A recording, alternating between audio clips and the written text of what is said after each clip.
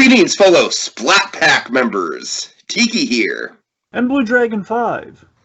You guessed it, we're back and feeling particularly nostalgic. Or more accurately, Nickstalgic.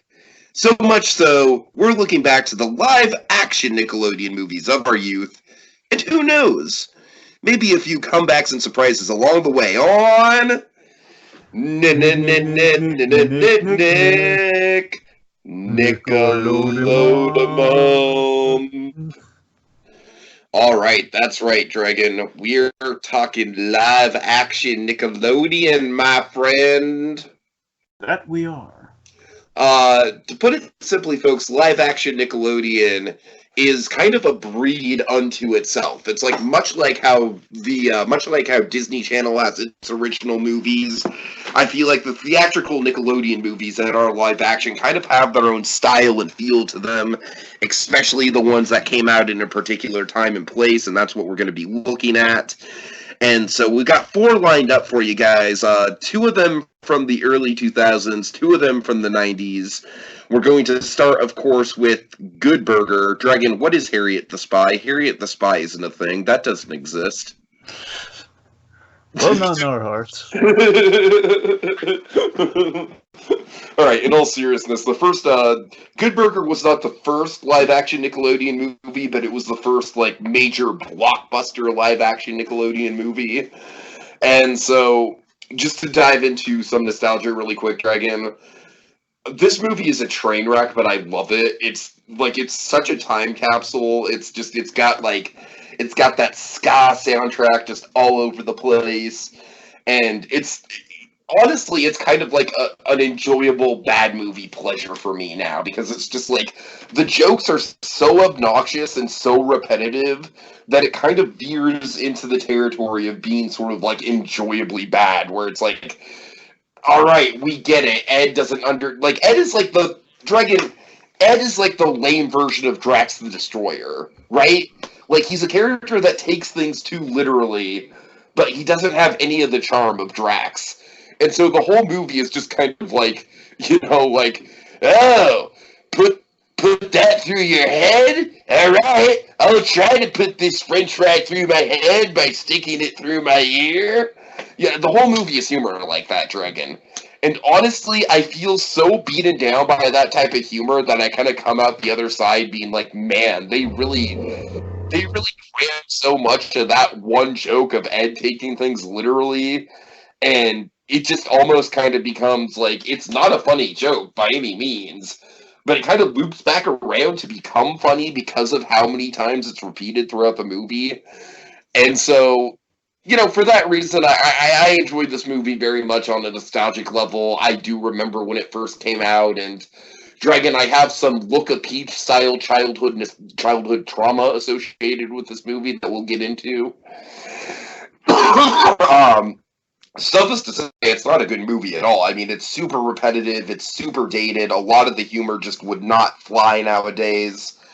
But it's a good time. It's kind of an interesting case study in bad comedy. Yeah. I think with Good Burgers, I echo some of your sentiments there. I'm rarely one looking for kind of a so good it's so bad it's good movie. But this kind of fits that. This kind of fits that moniker for me in many senses of the word. In regards to nostalgia, of course, as you're well aware, big Kenan and Kel fan. I love Kenan and Kel. I love their show more so. I mean, don't get me wrong. Of course, I can't honestly remember if I was exposed to all that before Kenan and Kel, because I know all that predates. I believe, predates Kenan, because that's where they met. So it predates it. So I mean, I probably saw a little bit of all that, but I was fully engrossed in Kenan and Kel, and all that was just something I gradually got into because hey, Kenan and Kel are on that retroactively. So obviously, I was Kenan and Kel always has my business. So at some point, I did check out Good Burger, but not till years later. From being frank, I wasn't there from the very beginning of it. But I think. I don't know because again, any Good Burger. I was there from the beginning. I saw this shit in theaters. I didn't see Good Burger for me. I guess I was just placated with the sketches on TV versus the movie. So I guess I just either didn't hear about it. I was hyped for this movie, Dragon. I might have seen some advertisements for it, but I guess I just kind of lumped it. Okay, maybe it's an advertisement for the show or something. I don't know. I was young. I don't know. I don't know. Point being, I mean, for me, for me, all in all that, like one of the big sketches I kind of gravitated towards around kind of that early Keenan and Kel time. I mean, for me, I was less into Good Burger, but I kind of over time I grew appreciation for it. See, for me, one of my favorite sketches within all that was Super Dude, because of course it's kind of a takeoff of Superman. You basically Keenan playing the lactose intolerant, the very dairy fearing Superman, if you will. Oh, God. But yeah, I kind of gained an appreciation for Good Burger over time. Just kind of the cleverness of okay, it's just like it's kind of a customer of the day sort of gag here. The customer comes in and gives him the business, with this kind of his patented kind of shtick, if you will. What do you like better? Because they're essentially the same sketch. Good Burger or Block Blister? Block Blister's that's kind of unfair because Block Blister's really funny.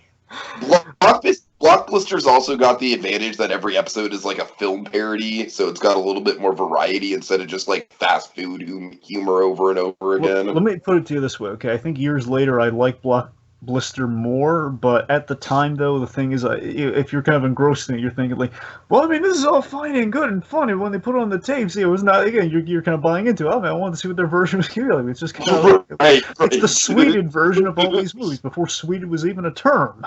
Oh God. And it's just like when you kind of gets old after all, but years later, oh my God, this is brilliant. So I don't know. It's kind of a then versus now. Much better. That's what I'm saying. It's just so hysterical the way they anyway. The point being, Good Burger, they kind of have a tailor-made sketch concept in a ways, and that really hinges on Kel Mitchell. So that's kind of what Good Burger had going for it. Basically, Keenan would kind of show up from time to time. Of course, they kind of found a way to work him into the main crux of the thing with the Good Burger movie. So, thesis very brief. The movie I feel reflects the core essence of all that as Nick's SNL, and with that in mind, it reflects. The fact that SNL usually makes shitty movies. Yes, and that's the thing, including SNL's track record going from a sketch to the feature length. You got the Wayne's World movies, you got Coneheads, and that's just about it. And Blues Brothers, you have 3. Oh yeah, Blues Brothers, of course, sure. 3 successes. If you want to count the sequels, well, at least you can count Wayne's World too. Anyway, so... Hey, I honestly like Wayne's World 2 better than the original Wayne's World, but that's a different conversation. No, I'm agreeing with you. I'm saying Wayne's World 2 is also good, but Blues Brothers 2000, on the other hand... No, Blues Brothers 2000 is trash. Yeah, that's very much on the low end of SNL movies. Exactly. The point being, mimics, in the way all that mimics SNL, this also reflects that just the feature film leap, and it imitates the success really outside of 3 things in the beginning. It did not go. And I double checked. MacGruber's pretty good too. MacGruber's pretty good too. That's a solid cult classic. Fair enough, but again, I've looked into. I didn't watch them all the way through. I watched the trailers just to get a feel for them, and I tell you, god awful. I mean, I don't mean just bad. I mean really bad. What, MacGruber? No, not MacGruber. The other ones. Oh, I'm sorry. Okay, sorry. My bad. Anyways. Point being, again, reflects us. Okay, moving on. Okay, so background, Dragon, what do you got on this? Also, would now be a good time to address the elephant in the room? Because I'm kind of waiting with bated breath to do that. Would you like to address it in background instead of in the crux of the conversation? I feel like that would honestly be the smart thing to do, just so it's not like looming over the crux of the conversation. Alright, fine, but I'll put them in the middle, or I'll get to it. Fair enough. Okay, anyway, so background goes a little bit like this, folks. Not a whole lot. Of course, as you probably assume, it is based on the Good Burger sketch from all that, which is fact. I believe at this point they're about a year or two, depending on when they shot this movie. I believe they're a year or two, probably 2 into Keenan and Kel at this point. So from all that, I believe predates Keenan and Kel by about 2 years. I guess all that was 96. Keenan and Kel, I believe, was 97. So about a year or so. Point being, The point being, so Keenan and Kel's kind of made a name for themselves. They've kind of proven themselves. Okay, people like these guys. They have a show that's really popular, and of course, we kind of started all this with Good Burger, and Good Burger is a very popular sketch on all that. So why not kind of find an excuse to pair them together in kind of a feature format? So they pitched the idea to Paramount, like, hey, let's mimic the way we kind of mimic SNL and kind of the premise of all that. Let's turn one of these into a feature, like a Coneheads, or like a Blues Brothers, or like a Wayne's World. Let's go for it, man. Everybody loved Wayne's World, yeah. So they pitched it to Paramount, and Paramount is very agreeable. Paramount, they took to it like wildfire, man. It got a lot of traction, more than they marketed the hell out of this thing too. I remember, like, many old comic books have Good Burger on the back of them. Oh yeah. So and anyway, so one could say it got so much traction, maybe one could say too much traction. It pretty much got an instant green light. So here's the thing: it got a green light, and what I mean by too much traction is that I got a green light, but I want to say for that very same summer in which they pitched it, if not a year out. Yeah, that's a problem. That's the thing. The point being, like, they approved everything. They even went to a table read, from what I hear, and I believe it came out in July. So I don't know if it was that July or the following July. The point being, that's not a lot of time, and especially with comedies, you really want time to gestate with comedies. You really want to work through the material and everything. So the point is, it was like remarkably fast in which they got this off the ground, and again, no gestation period, and of course, basically all the time in between mainly was dedicated to, okay, we're going to build the locations, we're going to get the actors, and that pretty much kind of went by like that. Everything was kind of locked into place. Of course, the script that they pitched into the table read of was written by Dan Schneider. Oh boy! All right. Perhaps it's something we should address. Honestly, if it was just the script, I could look past that, Dragon. I really could. I really wouldn't care if it was just the script. Oh man. So folks, watching this movie, rewatching it, and of course I'd seen the Nostalgia Critic review of it when that came out. But honestly, Dragon, I haven't rewatched this thing since childhood. I really haven't. It might have been like maybe the early 2000s when I first watched this thing, like maybe middle school. So, suffice to say, like, I did not know what I was getting into with this thing, and there he is in the first 5 minutes of the movie, popping up as like the friendly manager with no ulterior motives whatsoever, Dan Schneider. And oh man, Dragon, it makes everything so awkward. And what the sad part is that I actually really like how his role is written. You know what I mean? I like that he's like the supportive boss who's like kind of worn thin by Ed's bullshit, but still keeps up with it. And he's, and I really like that he's generous, and when Ed's secret sauce comes up, he's willing to cut Ed in on it. I like the character, but Jesus Christ. It is just painfully cringe. It really is. It kind of stopped me dead in my tracks watching this thing, Dragon. Alright, so look, without getting into the gory details, put it to you this way. Alright, look, with Dan Schneider, of course, most of my memories of Dan Schneider, of course, are linked to The Amanda Show, which in retrospect does not help things. But, that's the point being. That's where I recognize from he would make appearances. Of course, I think before you recognize the man, you recognize the man's voice. You've heard Dan Schneider's voice all throughout our childhood with those Nick shows, right? Oh, yeah. And that's the thing. So, and of course, he's kind of going to great acclaim. Of course, he was kind of like, in essence, any comparison I lay is just going to sound terrible by magnifying it by a great person. So I can't really do that.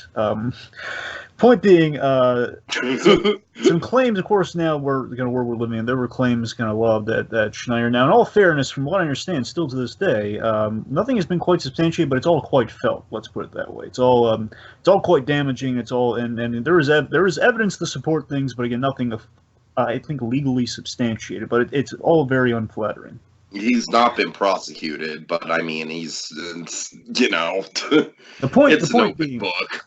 The point being, getting back to the looping things back in here. The point being, however you feel about Dan Schneider, the picture has been tainted. Whether there is, whether it's anything's 100% confirmed or not, the man's been somewhat tainted. And I gotta admit, looking back on the movie, it doesn't quite hold up as well as I remember it to. That doesn't help. It doesn't kill. Let me put it this way: it doesn't kill the movie anymore for me, but it doesn't help. Right. Right. Really, I gotta be honest though, again, because of that, because all the elements you kind of laid out there, again, with kind of like the kindly boss and everything, it didn't really bother me that much, but it is there, it's there in the corner, but yeah. No, it bothers me because he's the kindly boss, Dragon. That's the thing. Like, I like the character, I hate the face. You know what I mean? It's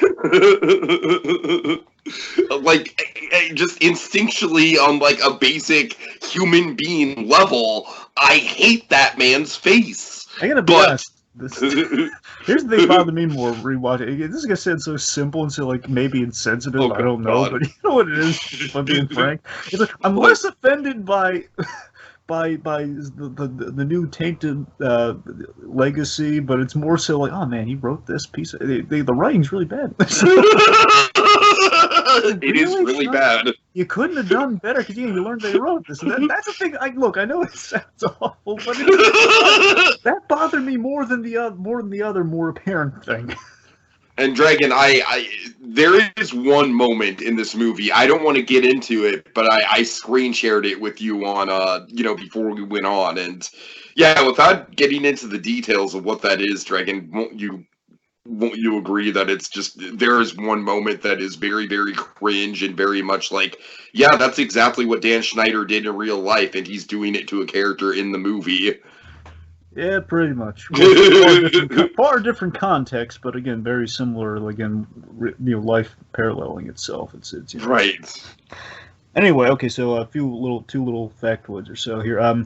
So apparently, of course, when you do a movie with a fast food restaurant, or a movie that's very dependent on food, in this case, the making of the meat within the piece. Apparently, that's a really good point. When you see movies and television, you really see, the old adage of like actors rarely eat because they're going to do so many takes of eating the food and everything. Mm-hmm. Well, you have that, but you also have, when you have to eat the food, and also when you work in when you have like a location that food is being made and food is physically there on the table, like Thanksgiving scene in Spider-Man. There's a turkey on that table. That's a real turkey, and that turkey stinks up after a while. Right. So you can imagine, especially with the climax of this movie. A lot of meat is sitting there for a lot of takes. A lot of food is sitting there. And, of course, some of these extras have to eat that food. So, apparently, it's kind of an unpleasant smell and taste for the extras. Oh, man. For the people on set. So, a little insight there for you, folks. But, of course, I don't know if you remember this. Apparently, you actually might remember this because I don't. Good Burger.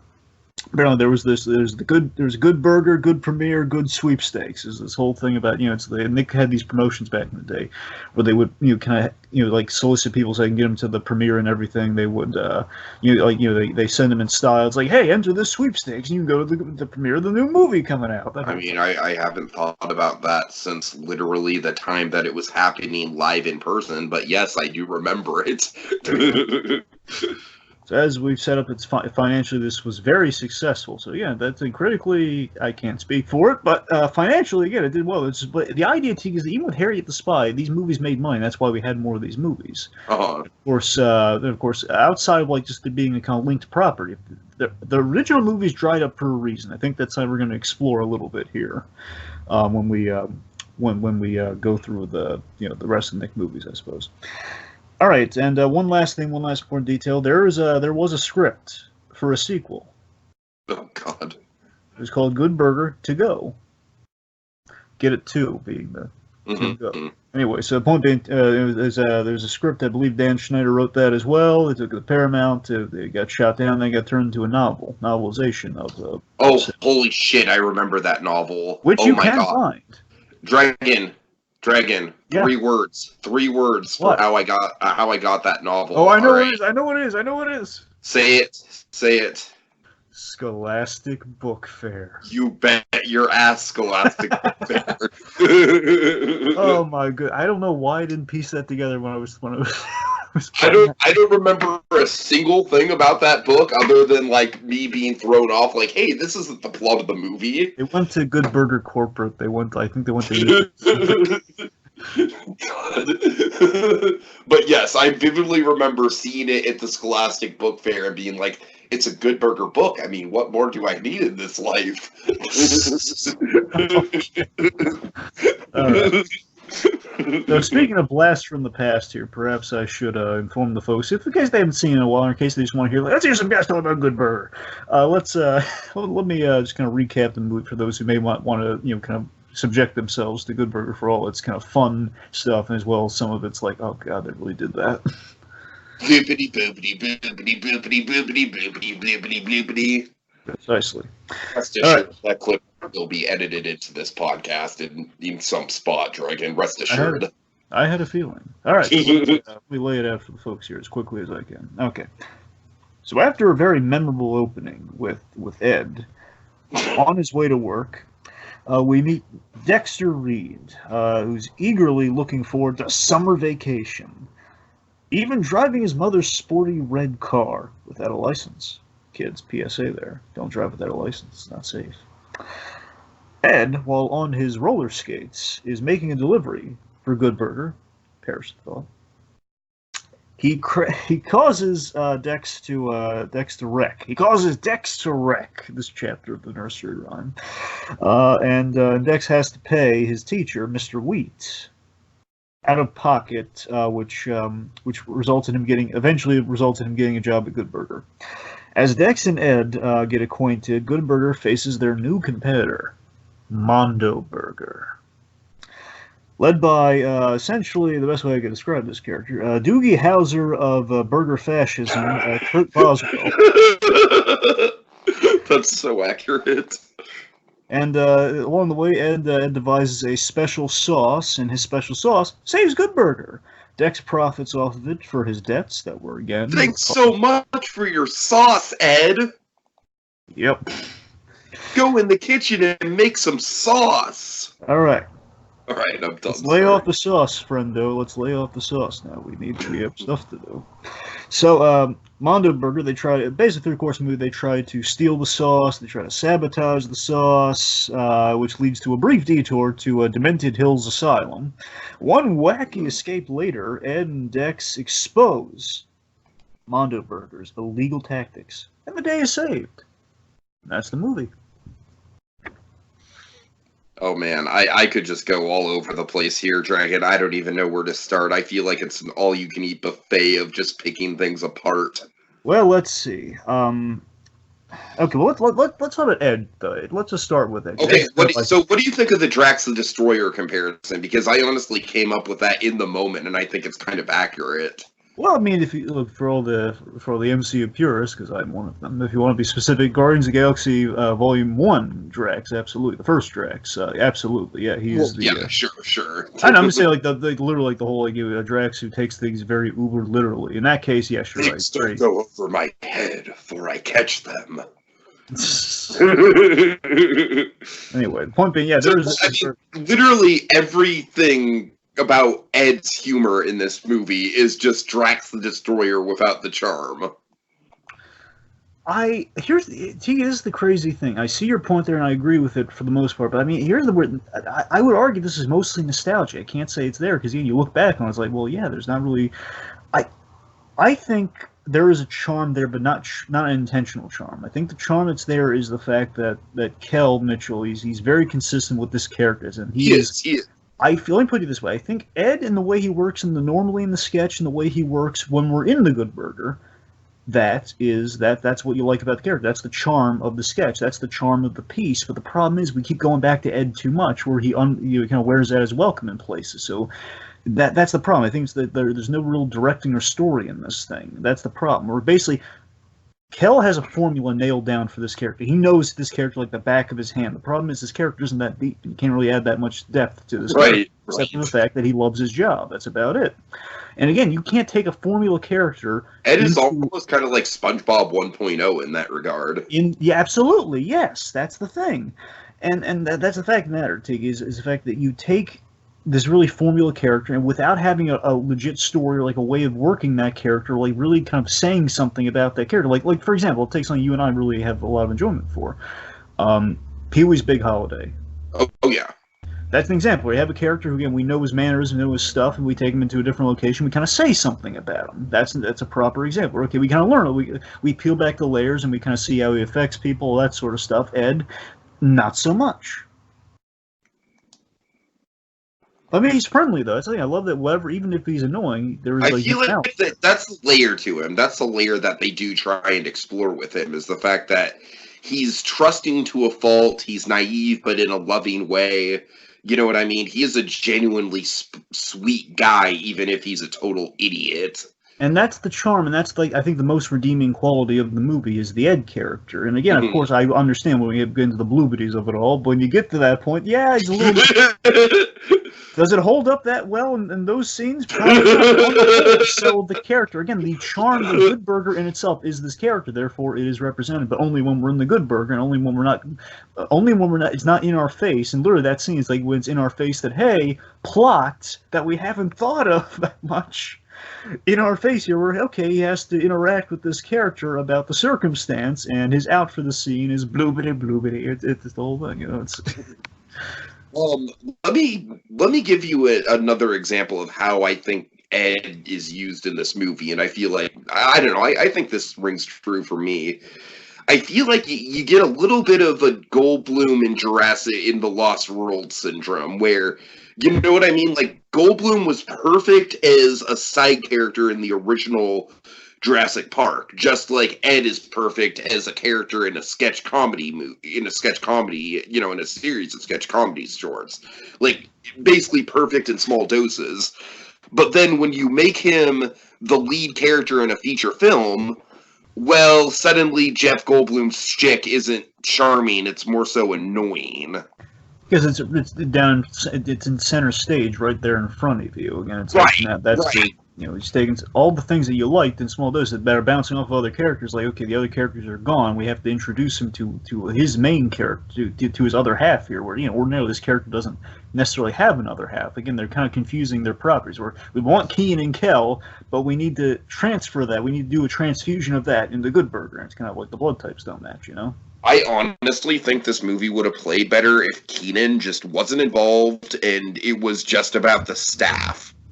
Yeah, I mean, honestly, Tiki, you know what I wanted the movie to do? I know they weren't going to do this because, again, I've seen the movie before, but he's like, maybe it'll be different this time. No, never going to go like that. But but seriously, again, if I were to take another that thing we watch Jurassic Park and we want them to go through the whole Carousel of Progress ride. Exactly. No, but in all seriousness, Tiki, imagine this. What if they took more of a Clerks approach? Whether it be Clerks or Clerks, I know this is exactly what I'm saying. This should have been Nickelodeon's Clerks. Exactly, and that's exactly what it could have been. Where again, I think the side characters in the restaurant have enough potential to where if you would have fleshed them out more, they would have been like. Of course, you got Abe Vigoda. Like Abe Vigoda is like the MVP of this movie. Like let's not beat around the bush here. He is the best thing about this movie. Of course, this true symbol of talent for Mask of the Phantasm and The Godfather. The man has credentials. But not only do you have him, you have let's see, there's the spatula guy, there's the guy at the window who's like a really happy-go-lucky, like proto Drake Bell type. You know who he is? I was convinced. I completely forgot about that. I believe he is also.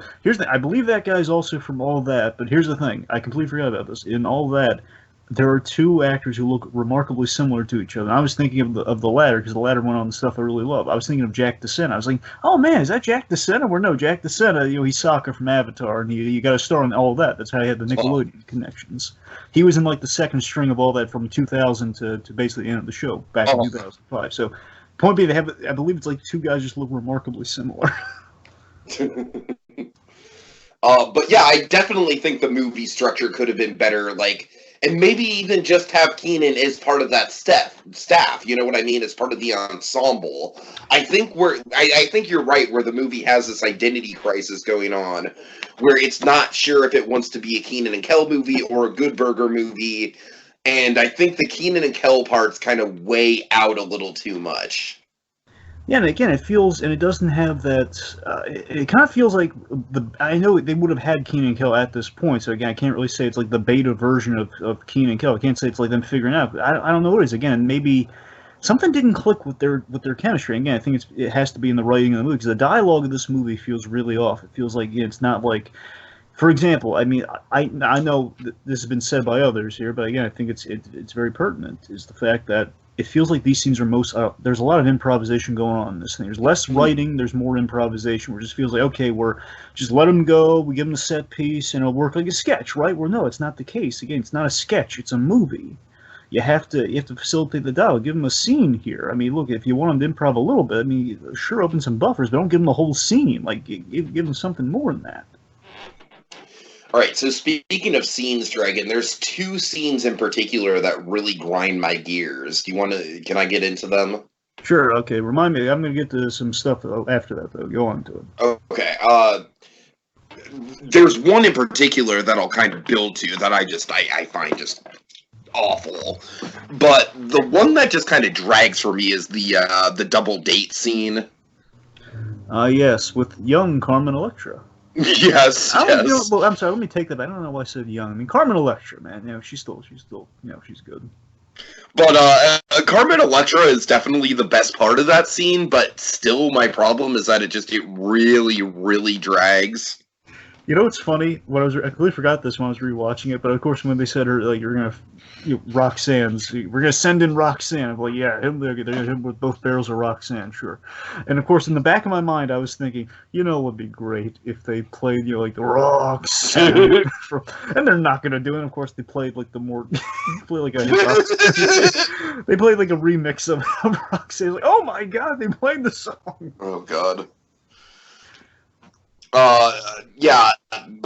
I mean, generally speaking, I feel like this movie has a pacing problem and scenes go on too long all the time, like throughout the movie. And to that end, Dragon, I cannot even tell you how much I hate that fucking mental asylum scene.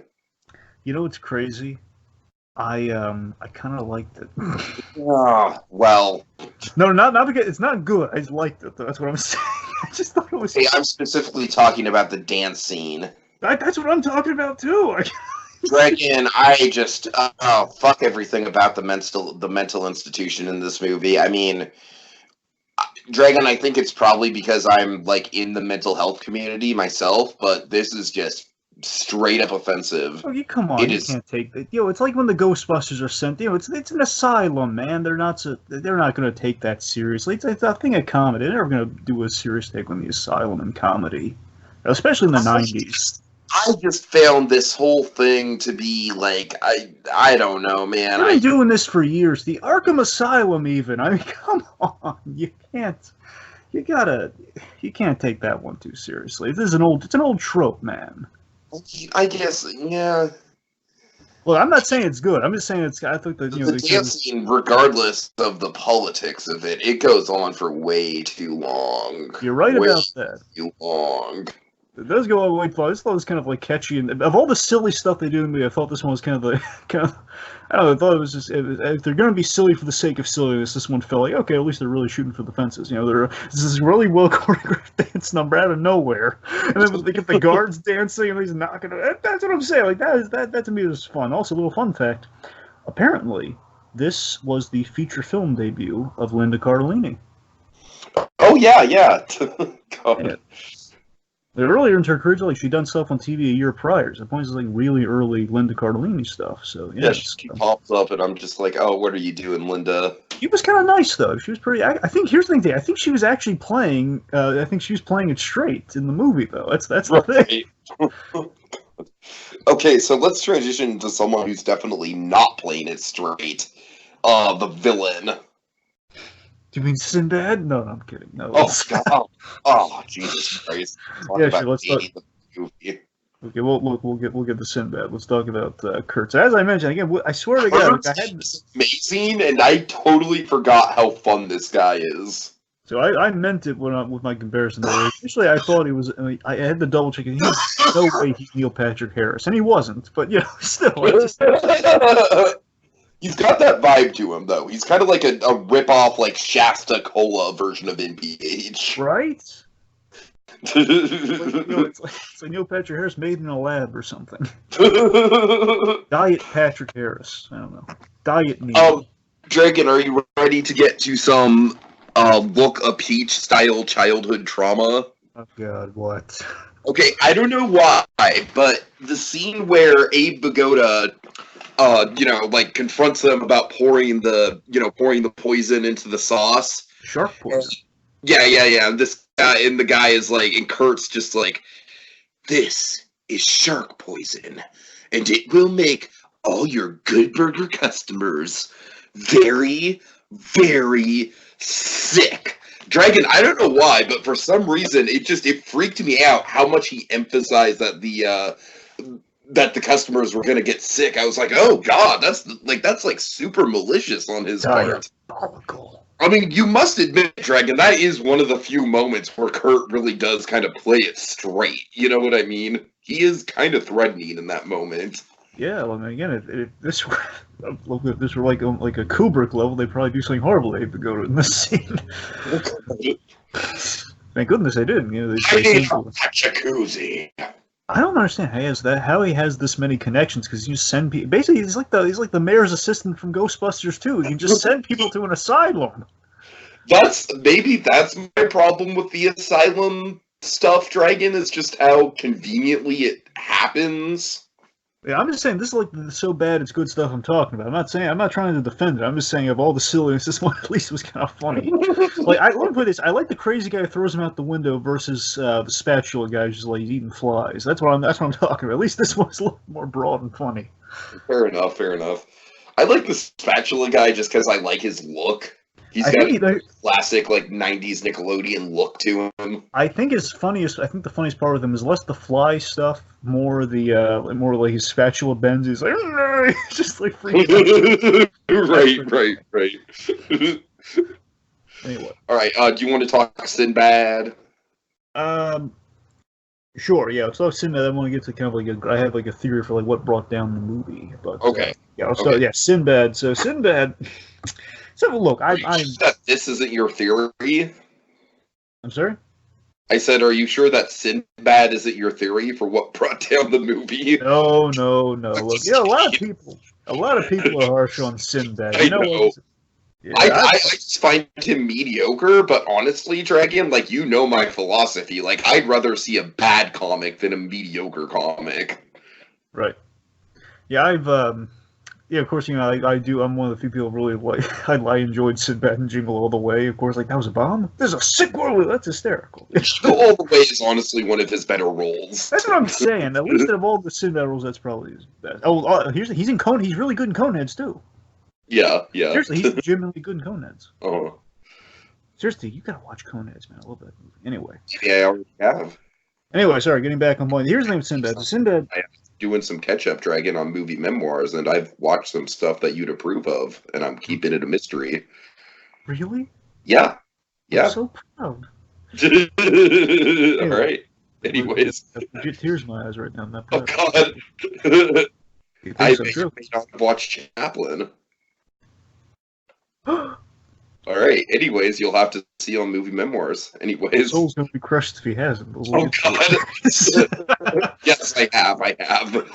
Okay. Sorry. Back on point. Sinbad. So Sinbad, I think his problem is it's too broad and too big a role for him in this movie. In the sense of, he has too pivotal a role in that. Okay, he's the inciting incident that with the car in the shop and everything. He happens to be a teacher. Like, we didn't need him to be a teacher. Could have just been a passerby. Even we made his role too big, and he has a familiarity with the Dex character. I think it's where we really went wrong with Sinbad. It's like, again, we let him go off for a while without any plan. I honestly kind of find the running gags with like the mailbox and stuff pretty funny. Oh sure, I mean, I'm a good mailbox gag, never hurts, yeah. And the whole like, why me? Why me? Sure. It just feels like I don't buy this guy's a teacher with the way he's going after the student here. Oh, I really don't either. That always bothered me even as a kid. I think I might have liked it better. At least I would have bought it more if they just got rid of that earlier scene where he's the teacher. Honestly, I think that might have played. If you run into a random crazy Sinbad with an afro telling you, "Just in my car," right? I think I totally agree. That's the thing. I honestly think the only reason why that earlier scene is in there to establish that Dex just really doesn't want to get a summer job. Exactly. All right. So, let's see. So let me go through my little theory here. Yeah, we're gonna have to wrap up pretty soon, but go through. Oh, we're almost. Go on. There's not I know. left. Anyway, so I think the fatal flaw of the piece is that this is an example of making a sketch into a full-length feature, where again SNL succeeded 3 times with this, because the logic and the sell is extended out of the confines of the sketch. And what I mean by that is, like, look at something like Coneheads again. We're take foreigners on Earth, basically aliens on Earth who are kind of basically perceived as foreigners, where they're trying to understand the concepts and they're quite unique. And that concept can extend to outside of like a scene to they're exploring the world, so the concept still remains intact, right? And then Wayne's World was a very meta take on the sketch, where it was all about the behind-the-scenes making of the sketch and what went into it. Exactly. That's what I'm saying. There's something that can be maintained within the logic of the sketch. Blues Brothers, well, they're going on the road. It's quite simple. And versus this, where again, the lifeblood of this is within the restaurant, and you take it out of the restaurant, then we're going to run into problems. And again, then we run into the asylum stuff and the double date, where it's just it's all just kind of weird, awkward humor that kind of goes on too long. They're spinning their wheels. They're trying to extend it to feature length, and it's very apparent. And again, like the world is breaking down. We have to invent these elements, and again, it really doesn't help if we don't have like a script. They ask you to look beyond what you've loved about them, or what is kind of the sell of the premise. Where again, Coneheads, there's some legit pathos to that movie. Sure. Wayne's World, of course, you like these guys. There's something that connects there. Okay, maybe there's something a little bit deeper to these characters, and we kind of say something about them. But again, we don't, and it's just. And again, like Dex, and we have 2 elements going on here. It's Good Burger versus Mondo Burger, and Dex works for Good Burger, and that's how we get Keenan involved in events. Like it's basically it's very event based, and there's nothing. Whatever gets us to point A and point B doesn't matter. And I think that's the biggest fatal flaw in the movie. I think that's what kills the movie in terms of plotting and just kind of like logic wise. That's the thing that hurts it most. I agree. Let's see. I'm trying to think if there's anything major that we're glimpsing over here before. Let me ask you this, because I don't really think we fully got into Kurt. What I didn't realize about Kurt was just how over the top he is. And so I'll pose you this question to kind of like, because we're going to be talking about this movie next. Because to me, the definitive live-action Nickelodeon movie villain will always be Snowplow Man. But I got to admit, Kurt kind of gives him a run for his money on a rewatch. Like, Kurt is more fun than I remembered him being. Oh, let me put it this way. I think Snowplow Man's going to defend his title, but... Fair enough. No, but yeah, I don't doubt it. I see your point, though. Here's the thing. My problem with Kurt, though... Kurt is maybe like a more complex villain than Snowplow Man, arguably. I don't think so. I think I think someone's a little bit more complex. It's been forever since I've seen Snow Day. I literally watched it once when I was sick from school one day. So. I haven't rewatched it, but even from what I remember, Snowplow Man, he's got some depth to him. Okay. Ridiculous depth, mind you, but depth. right. And that's the difference. I think there's Kurt, by example with Kurt here. Kurt is. I feel he's just a little too broad for my taste. I get what's funny about it. I do absolutely accept that. Yeah, there's obviously an appeal there. I just feel like the whole they're all wearing these weirdly sci-fi looking outfits in the Mondo Burger. I mean, I love the Mondo Burger as a set and the idea of Good Burger has competition. That to me fits in within the restaurant concept. I can buy that. And the idea of like this thing again, we do some that of the. Could have totally been the plot of the movie without the paying off the $2,000 element. Exactly, and think about what you do have going on for this is the bridge into some of the positive aspects of the movie here. Again, at least some of the seeds for positive ideas that maybe don't fully get explored, but they're kind of there.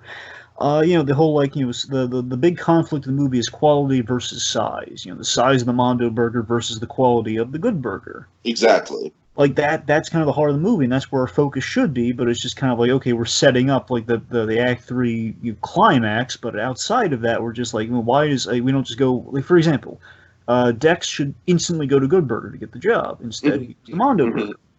I know it makes sense. Mondo Burger would be hiring, but still, you see my point.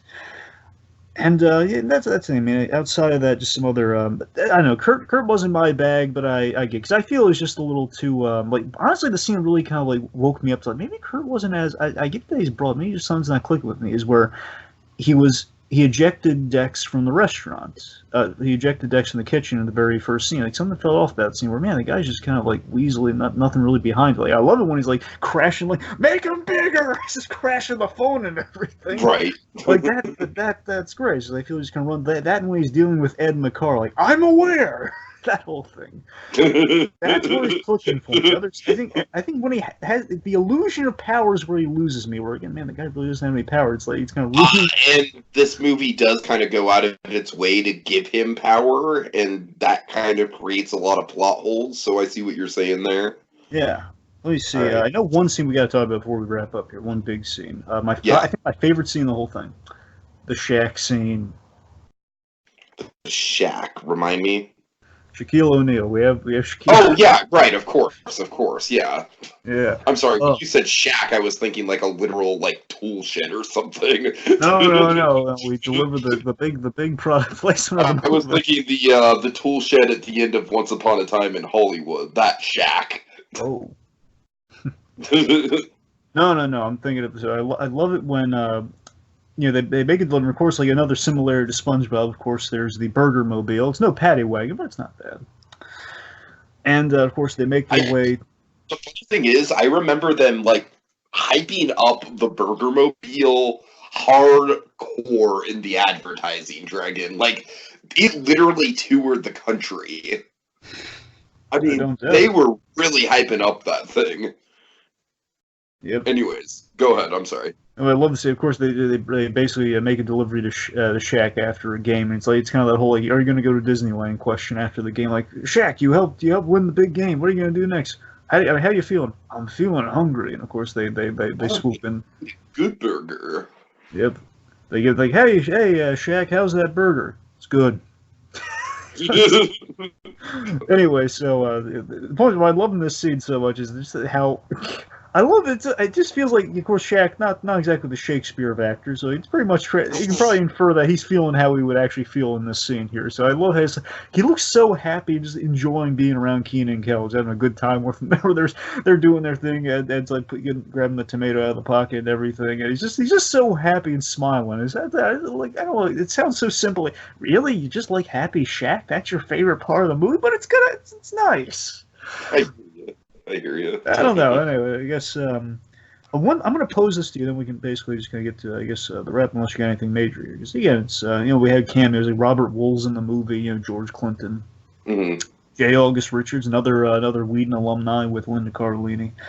But do you think the movie might have played better if it was Ed's beginnings at Good Burger? If it was like, we learned, how Ed, kind of landed at Good Burger and you kind of see him, like, do you think that would have helped it, or do you think it would just be, we should have him pre-established? Honestly, I don't think that would have helped, because I feel like that would have been, like, more of an origin story type thing, and that would have, like, taken away from the screen time we do get with, Ed in prime form. Like, I don't know. Like, I'm trying to think of a good example of a movie that tried to do something like that and failed. Nothing's really coming to me right now, but okay, a good example of that is like Flintstones and Viva Rock Vegas. You know what I mean? It's like, right. I wouldn't want a whole movie establishing a status quo. You know what I mean? Gotcha. Right. Yeah, and I fear that if we did Ed's first day on the job or something, it'd be a whole movie of like building to the status quo of the sketch. Fair point. Yeah, it's yeah. All right. I do like the ending of the movie, the whole like, Ed's speech. You got to do a speech, Ed.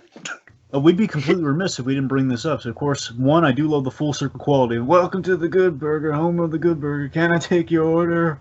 You basically open and close with that, and that's really nice symmetrical storytelling. Again, there's no story in this movie, mind you, but it's like, it's symmetrical. It's nice. But the thing we got to talk about, the opening. There's actually a few moments that we have to talk about. The opening. The opening, just really quick, just rapid fire through it. Sure. Oh, at point of the opening is just a ridiculous thing. It's so eye-catching. I completely forgot about how this movie opened, where we just have these burgers with these sentient burgers with eyes talking to Ed, and Kel's reactions are priceless. And it's like all the a few of them voiced by Dan Schneider, which in retrospect may not help things, but still, it's just all these burgers, just like, come fly with us, Ed. And then he's floating and he falls. It's this ridiculous. It's this most ridiculous out of left field way to open the movie, and it's just so much fun. Right, and the other thing we have to talk about is Lori Beth Denberg's cameo. Yes, and again, that's what I'm talking about. That's the movie firing all cylinders. Or okay, she's doing her stuff, and it's fitting into the premise of the sketch. Lori Beth was honestly always the All That cast member that always like sort of I gravitated towards the most, and I really think her stuff does hold up pretty well. It does, and this is a perfect example of like, you know, she's just like this very quirky, almost kind of like a Fargo style, you know, like Midwestern woman. I forget what the name of this character is, but this character was on SNL, or not SNL, I'm sorry, on All That. Yeah. But you know, she's just going on, and Ed just cannot take the order for the life of him, and it's because she's asking, like, she's ordering for her whole family and going into like every little thing about like, well, he can't have the audience because he has a job interview. For anyone who's ever worked in customer service, like this is like a very relatable gag, and it might be the funniest scene in the movie, honestly. And yeah, I think there's one other bit with Ed, but I can't remember. I like the build up to that intro too, where basically okay, here's something. Yeah. I love the build up to Ed, like, you know, jump behind the counter to wait on Robert Wool, and the fact no one else can like take the orders. I love that. But the one thing I didn't like, though, I really don't like. I think instantly again, I was already kind of marveling. Oh my god, this burger! I don't know how to feel about it, but it's kind of neat. And then we get to the like Ed making his way to Good Burger and like all that stuff. That felt like, yeah, they're kind of losing me there. That feels like we're overcompensating to match the new scope of things. Where okay, Ed's making his way to Good Burger, he's knocking over the jump roper, and they're switching a baby with a basket. Right, that to me, right. Basically, it feels like I've seen that done better in the Amanda Show. Oh, I hear. Like, remember when the gag where like Amanda's running from point A to point B and she gets involved in stuff like that? That to me, like that plays a lot better than what we do here. It just feels like, okay, we're padding, and it's just very transparent. All right. So Dragon, the last thing I want to bring up, and then we can end things up. But is it the yo-yo scene? No. The yo-yo scene is very nice. That's very nice. The "I'm a Dude" song. Oh god, this thing is it's everything. Of course, it's 90s. It's 90s nostalgia in 2 minutes, Dragon. It is the most 90s ska song to have ever 90s. You know, it's funny, when they did the reunion, they had like a really nice reunion, I believe, on Jimmy Fallon. Fallon basically redid the Good Burger sketch, and I believe that was one of the first times Key and Kel reunited for something. And it was really cool. And then they did like all the hallmarks. So they did that. They did the "I'm a Dude." They ended on a chorus of "I'm a Dude, you're a Dude." I love how simple the lyrics are. Like, just hanging out, just having fun. We're number one. You know, it's so simple. It's so, I don't know. It's so 90s. It's great. I love it. Yep. All right, that's about it, Dragon. That's all she wrote on my end. Any final thoughts?